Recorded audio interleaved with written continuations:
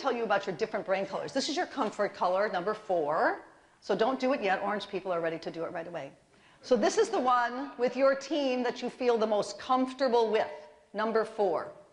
So it's the things in the quadrants you say, oh, that's the most like me. Here's your blending color. You're like a chameleon. You can change. This is going to be your number 3. Not as much, but you can switch back and forth between your colors. So I go back and forth between yellow and blue all the time in my business. Well, here's Jim, the president of our PMI chapter for Chicagoland. So he's in a convertible. So this color, your second number 2, second to the bottom, can go up or down like a convertible. So you can move it up to your second, or sometimes even your first, or you can move it down. It's really flexible. And then your last, this is the one that you really feel shadowed, you really feel clouded, and either you want to scream because you're having a hard time with it, or the person you're working with makes you want to scream. So there are your 4 brain colors. I'm going to give this to you again so you look at them and know that 4 is your highest, most comfortable. Then 3, you're blending. 2, you're convertible.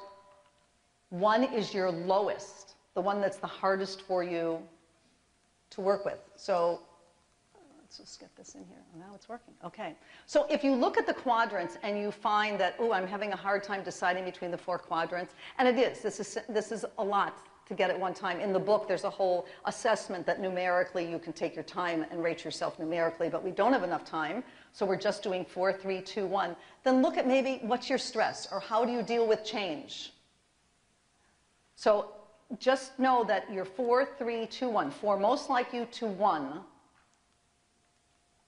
Okay, so if you would fill that in at the bottom of your page, 4, 3, 2, 1. Take the time to do that. So if you are a yellow or a green, you're a left brain critical thinker. Notice it on the screen. Oh, there he is. Little boxes. See, everybody's in their boxes, perfectly in their box. But if you're a blue right brain or creative thinker, blue and orange, then everything's connected. Everyone's outside having a good time, free form, but notice the bridge. We all do that bridge, like the tridge I was showing you earlier. We all make that bridge back and forth. Chuck was talking about his brain colors earlier this morning to me, and I said, it's perfect, because your brain colors are blending. You go back and forth. You make that bridge between your right brain and your left brain. Everybody does that. You're not just one brain, side of your brain and the other. We all are working together. Analyze, that's what the left brain thinkers do. Critical thinkers, they analyze things. You know those people that analyze it to death. They love spreadsheets, love doing spreadsheets. They love consumer reports as a gift. They think that's terrific. And then the right brainers, they synthesize everything. They bring everything together. That's what makes it work. They like working as a team. They like bringing things together. So I want you to think of yourself, this is your fill-in, that you are a rainbow blending of your brain colors. You're a rainbow, so this is your fill-in. So I like to tell people, I just found this whisk in Door County with all the colors. I thought, what terrific. Just think, you're making a recipe. You have to blend all the ingredients together, right? To make it a delicious recipe, to make it work. You have to blend all of them together. You have to whisk them all together. So in your teams, you need to do the same thing. You need to whisk everybody, blend them all together like a rainbow. Everybody has their beautiful brain colors. Mix them together. That's your fill-in. Okay, so people get a little confused about this, but it's not once you know what I'm saying. The What Colors Your Brain approach encourages acceptance rather than tolerance.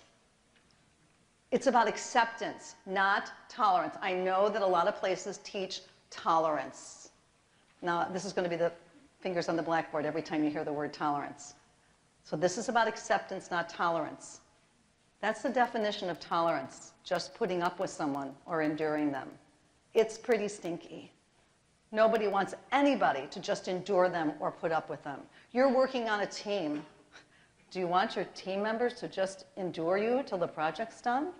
No, you don't. You want them to appreciate you. You want to have those attaboys. You want to have the good work. You want to have that teamwork. So you want to appreciate people. You want to accept people for their wonderful brain color values, attributes, and abilities. Acceptance encourages others to demonstrate their brain color personalities in their way instead of yours, or maybe in addition. So you look at that goldfish. He is a goldfish, but he's orange. So he's swimming the opposite way of the blue. So sometimes we do feel, when working on a project, we do feel like we're swimming upstream. Doesn't anybody understand how I feel about this project? How I think it should be done this way? How we can really meet the budget this way? And you feel like that goldfish swimming the wrong way. So that's your fill-in instead. I love this. Learn to accept people for who they value, even if it's different than your way. So you look at that old salty sailor. He's seen so much. That little boy is looking through the periscope and telescope, and it's so new, it's so exciting. So you might have new members on your team. Someone who just graduated college, someone who's making a transition from another career, and they see things differently than you do. You're the experienced salty old sailor. And the other person's the young one, the newbie.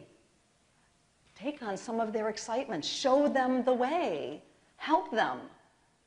Because they have different things they value than you, and it could be so valuable to your whole team to be successful. Remember, you are a gemstone quality person, and your brain brilliance sparkles and shines depending on the setting. So maybe you are really green at work, and maybe in the community where you volunteer, you're really orange. So depending on the setting, that's how your brain brilliance sparkles and shines. Because we all are multifaceted. We all are those gemstones. We all have all those wonderful attributes and abilities. It would be sad if we were just flat. We're multidimensional, and we should, because we have all these wonderful experiences that we bring to our team and we bring to our community and our family. Okay, you cannot use this as an excuse. Brain color is an explanation, but not an excuse for inappropriate behavior, because otherwise you get sent to the corner and you're sticking your tongue out. So you can't just say to your team, well, listen, I'm doing this because I'm yellow, and I know the rules, and I know how it should be, and I'm the manager. That's rather abusive. Not an excuse for just saying that you're yellow. Or if you're green and you don't feel like telling anybody what you're doing because you're so focused on your project. Well, I'm green, that's why I'm not talking to any of you.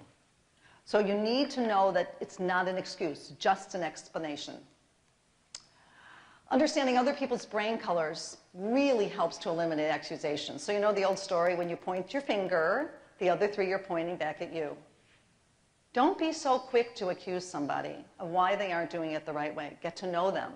Get to know their brain color. Get to know why they are doing what they're doing on the team. Maybe they don't like to come to team meetings because they're green and they're just in their office doing their research. So don't accuse them of not being part of the team. They're very valuable. Get to know what they're doing first. How you see yourself is not how other people see you. So it's kind of interesting, isn't it? I was just talking to one gentleman. He said, well, it's the people I work with. I don't think they really see me the way I am. I said, well, this is how you can maybe fix that.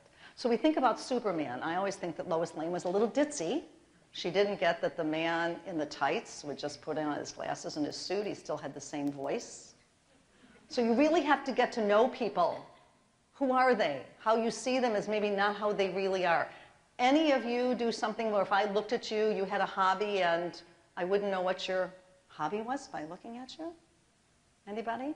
You have fun? Someone do something that's, come on, somebody has fun doing something. Somebody?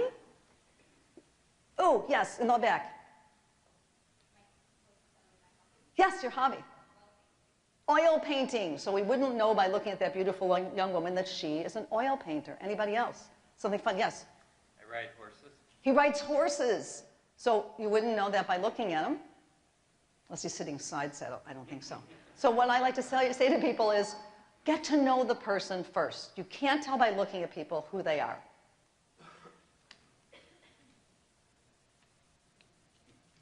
I'm a hog Harley mama. And I ride on the back of a bagger in black leather, and I'm a biker bubby. People say, really?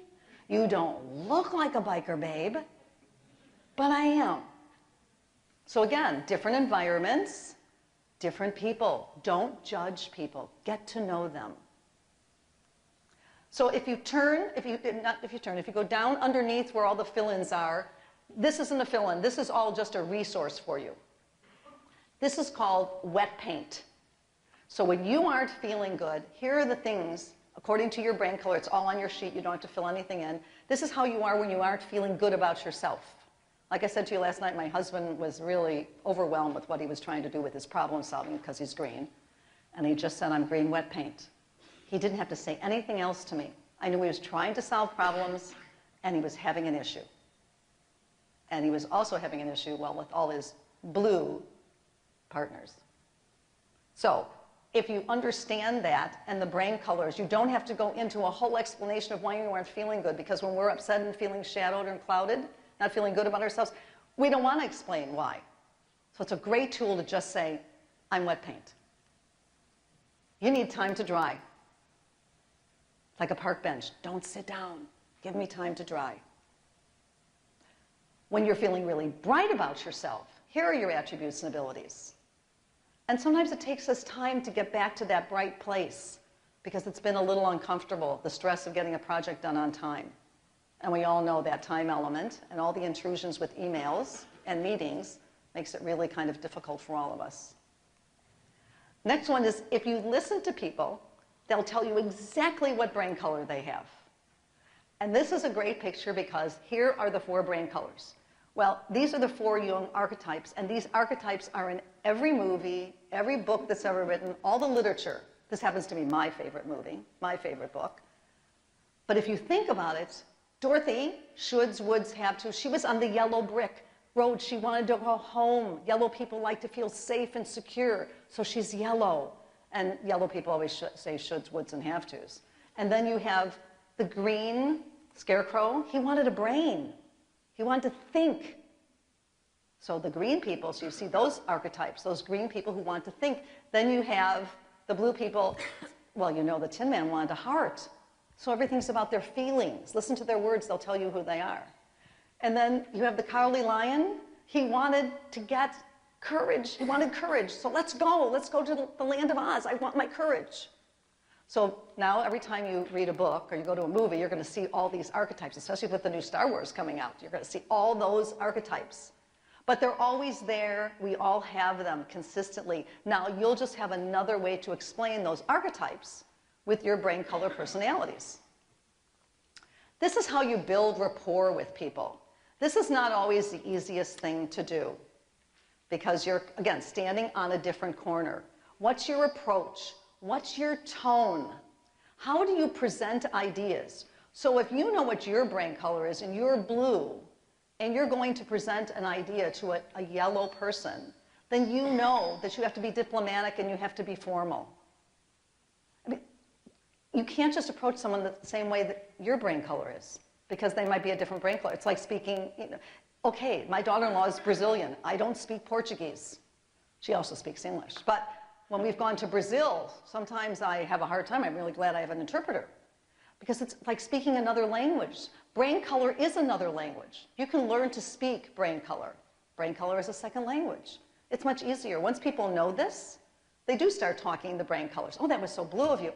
Oh, thank you for being so yellow. It was great. Oh my gosh, this is so orange and so much fun. Oh, I need some time alone. I need to be green. It works. It's really fun. How do you build a successful team? This is how you build a successful team because your team is counting on you to get to the finish line, to get it done. So this is the way you do it. And then this is on your sheet. You need to know how you're going to organize your information if you're yellow or how you're going to supply the energy if you're orange. So know that these are some ways to help you. This is your reference on the back of the sheet as well as the front, but this is all reference material to help you make your projects more successful because that's what we all want to do. So again, out of your tool bag, this is another tool for you. At the very bottom of your sheet, you have a poem.